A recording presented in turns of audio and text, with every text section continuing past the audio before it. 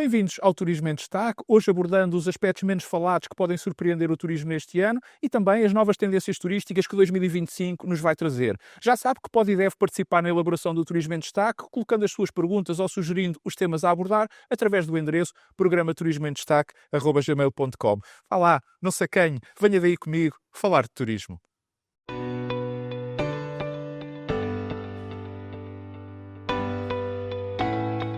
Embora esta tenha sido uma semana sem grandes temas que marcassem a agenda turística, o facto é que me continuam a chegar muitas perguntas e muitas mensagens, ainda a propósito da antevisão do ano turístico de 2025, que aqui tive a oportunidade de fazer há 15 dias, sobretudo versando e colocando-me questões acerca de alguns temas que estão mais fora da agenda mediática, mas que mesmo assim podem vir a ser determinantes para a evolução do turismo em 2025, bem como também acerca das novas tendências turísticas que este ano nos pode trazer. Nesse sentido, fiz essa seleção e, pegando nessas mensagens e nessas perguntas, todas elas remetidas para o endereço que está aqui a passar em rodapé, programa turismoemdestaque@gmail.com, que naturalmente agradeço, e daí que tenha surgido o mote para este programa. E, como sempre gosto de fazer, recordo que pode colocar as perguntas que deseja ver respondidas ou sugerir os temas a abordar. Foi justamente este o propósito com que este endereço foi criado, portanto já sabe, use e abuse do endereço programa turismoemdestaque@gmail.com, porque a sua participação, como sabe, é fundamental. É escusado dizer que são inúmeros, ou diria mesmo incontáveis, os aspectos que, de algum modo, podem vir a surpreender o turismo neste ano de 2025, para aqueles que são denominados como sendo mais prioritários ou até mais importantes, como, por exemplo, aquele que aconteceu ontem, isto é, com a tomada de posse da nova administração, do novo governo, ou se quisermos, do novo presidente dos Estados Unidos da América.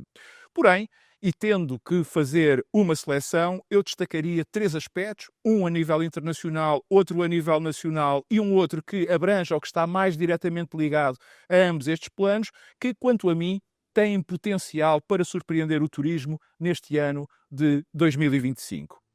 Indo então por partes. No plano internacional, o aspecto de onde podem vir maiores surpresas, porque também a expectativa é grande, é da Comissão Europeia, ou melhor, da grande novidade que a sua orgânica passou a contemplar. Refiro-me à inédita, pelo menos até ao passado dia 1 de dezembro, a altura em que esta nova Comissão Europeia tomou posse, existência de um comissário europeu para os transportes sustentáveis e o turismo. Embora este tenha sido um acontecimento marcante e importante para o turismo europeu, pois, por um lado, traduz o reconhecimento da importância vital da atividade para a economia e para o desenvolvimento dos 27. Admito até que muitos dos nossos parceiros comunitários tenham, quando tiveram conhecimento desta nova orgânica, tenham tido que engolir alguns sapos, uma vez que ela é mais própria dos países do sul da Europa do que propriamente dos do centro e norte da Europa. E também, por outro lado, porque junta o turismo com os transportes, como eu há décadas venho defendendo, dado que são os transportes que possibilitam as viagens, isto é, sem deslocação não há turismo.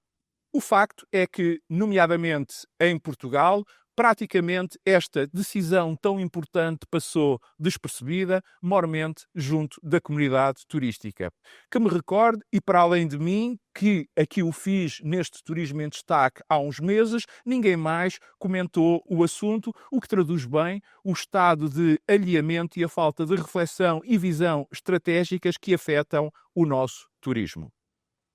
Ora, esta decisão significa, e sobretudo pode vir a significar, que as expectativas em torno do novo comissário e da sua capacidade de intervenção, quer na União em geral, quer na Comissão em particular, é grande. Mais a mais, com a Europa, a braços com uma enorme desindustrialização e a atravessar uma crise energética, ou melhor, de alternativa energética, como há décadas se não via. Por isso, elegi este ponto como aquele que, no plano internacional e dentro dos aspectos com menor visibilidade, pode vir a surpreender o turismo em 2025.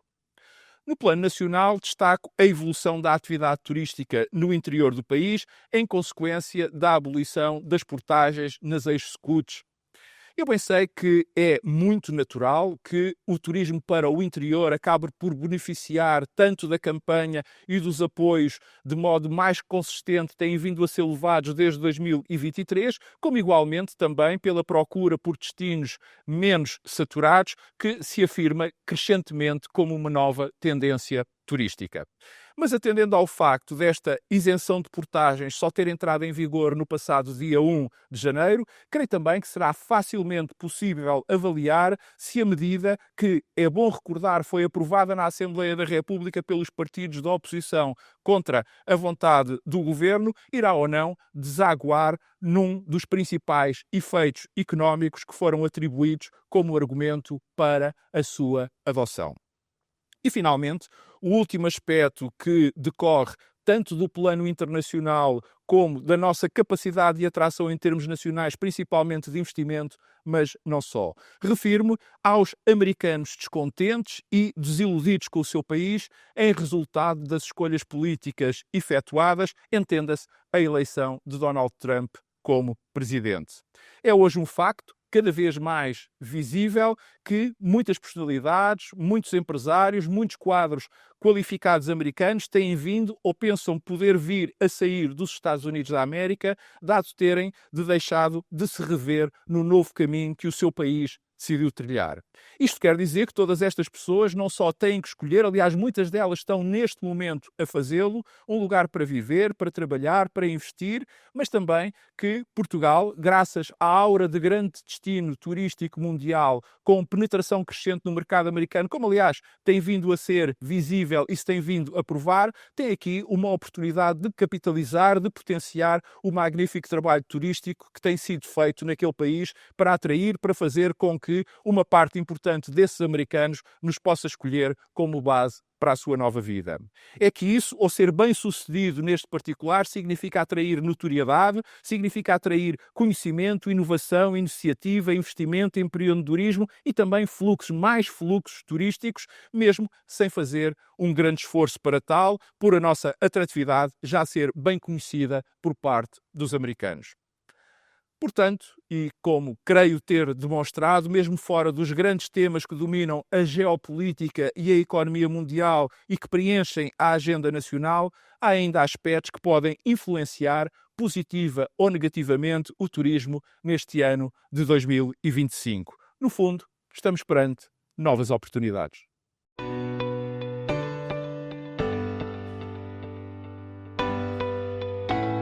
No que se refere às novas tendências de consumo, ou se quisermos de procura turística que podem vir a ganhar terreno em 2025, eu tenho para mim, recordando aquilo que aqui tive a oportunidade de afirmar há 2 semanas, no episódio 57 da segunda temporada do Turismo em Destaque, acerca da tipologia de turistas atuais ou dos consumidores com que o turismo terá de lidar neste ano, essas tendências são múltiplas, embora de um modo geral subordinadas, ou se quisermos, decorrentes de 4 grandes eixos, como então tive a oportunidade de referir. Desde logo, o preço, seja pelo aumento da oferta, seja pelo aumento também do acesso à informação, a ultra hiperpersonalização em resultado do progresso tecnológico, maiormente da inteligência artificial, a sustentabilidade, desde a ecológica e ambiental, mas também da económica e social, o que envolve aquilo que tive a oportunidade de definir como novo luxo, isto é, a procura por destinos menos saturados e um aumento do segmento de saúde e do bem-estar, e ainda as viagens com propósito, ou se quisermos, com significado.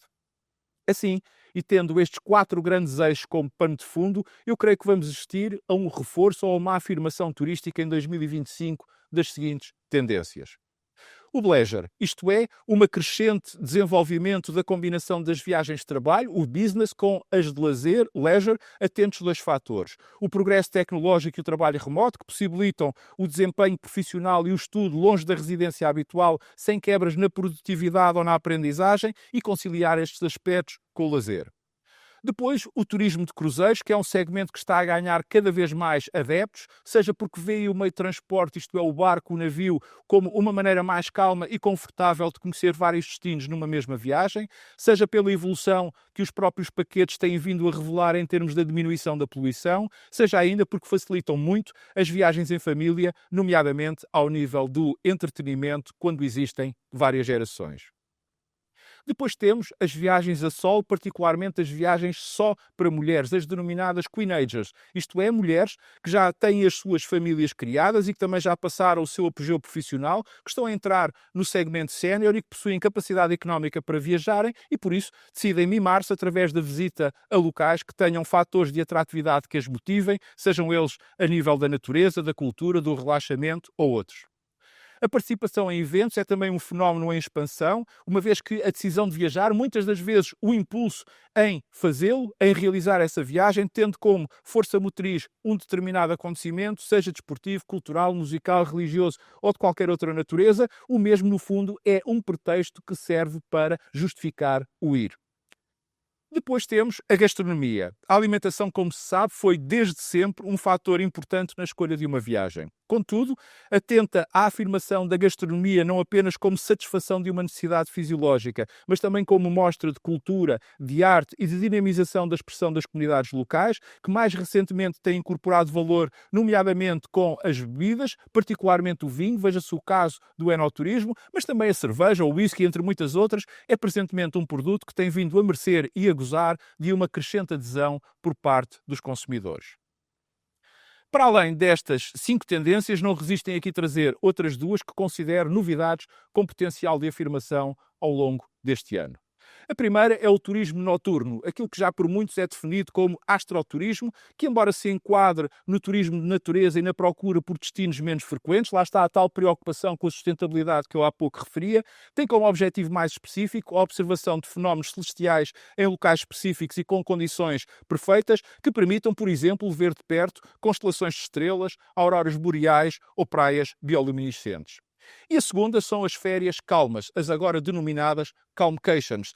uma vez isto é que criam ou têm como propósito criar tranquilidade e promover a recuperação física e psicológica, inserindo-se por isso no segmento da saúde e do bem-estar, que vão desde ir para um spa, para um centro de meditação ou optar por uma desintoxicação digital, até às novíssimas sleepcations e 7 férias, onde a prioridade é o sono como forma de recuperar das exigências e do stress profissional do dia-a-dia, estas particularmente populares junto das gerações Y e Z. Em síntese, e como se vê, o turismo e a exigência ou a customização de produtos e serviços não para. Por isso, em matéria turística, estão sempre a surgir novas oportunidades.